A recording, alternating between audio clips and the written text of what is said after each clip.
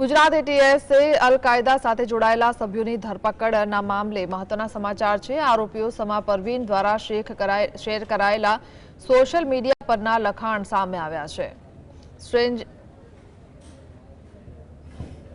Stranger nation 2 page ચલાવતી હતી સમા પરવીન દ્વારા તેમના અલગ અલગ સોશિયલ મીડિયા હેન્ડલ દ્વારા શેર કરાયેલી સોશિયલ મીડિયા પોસ્ટના કેટલાક લખાણ પણ મળ્યા છે, જેમાં 7મી મે થી 10મી મેના ભારત પાક સંઘર્ષ દરમિયાન ગઝવા ઉલ હિન્દ હેઠળ પ્રોજેક્ટ ખિલાફત શરૂ કરવા માટે પાકિસ્તાનના આર્મી ચીફ અસીમ મુનીરને કહી રહી છે। લાલ મસ્જિદ લાહોરમાં ઇમામ અબ્દુલ અઝીઝનું બયાન ભારત સરકાર વિરુદ્ધ સશસ્ત્ર ક્રાંતિ લાવવા ભારતના ખિલાફત વ્યવસ્થા સ્થાપિત કરવા અંગે પોસ્ટ કરી છે।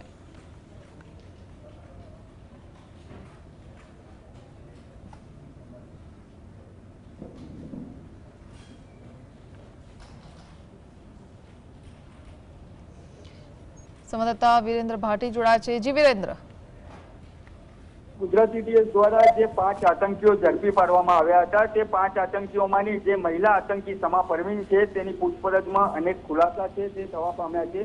વિગતવાર જો એના વાત કરવામાં આવે તો સમા પરવીને કરેલી જે સોશિયલ મીડિયામાં પોસ્ટો હતી તેની તપાસ છે તે ઝીણવટભરી શરૂ કરવામાં આવી છે। આ સમા પરવીન છે તેના દ્વારા પાકિસ્તાનના જે ચીફ અસીમ મુનીર છે તેને પણ એક સંદેશો છે તે સોશિયલ મીડિયા દ્વારા આપવામાં આવી રહ્યો હોય તેવું હાલ જાણવા મળી રહ્યું છે। તેની સાથે સાથે ભારત પાકિસ્તાન જે સંઘર્ષ એટલે કે ઓપરેશન સિંદૂર જ્યારે ચલાવવામાં આવ્યું હતું તે દરમિયાન ગઝવાએ ઉલ અને હિન્દ પ્રોજેક્ટ હેઠળ ખિલાફત છે તે શરૂ કરવામાં આવી હતી તે પ્રકારના પોસ્ટો છે તે સોશિયલ મીડિયામાંથી મળી આવી છે।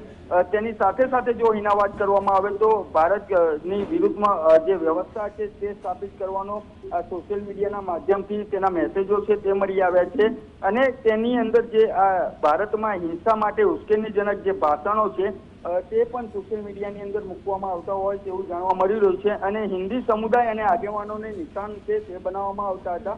અત્યારે જે માહિતી સામે આવી રહી છે ગુજરાત એટીએસ દ્વારા જે આ આતંકીઓની પૂછપરછ શરૂ કરવામાં આવી છે ને તેમાં પણ જે આ સમા પરવીન જે મુખ્ય આતંકી સામે આવી છે તેની અંદર લાહોરની જે લાલ મસ્જિદ હતી તેની અંદર ઇમામે અબ્દુલ અઝીઝ નામનો જે બયાન હતા તે બયાનોના ઉલ્લેખ કરવામાં આવે છે, તે વિડીયો પોસ્ટ કરવામાં આવે છે।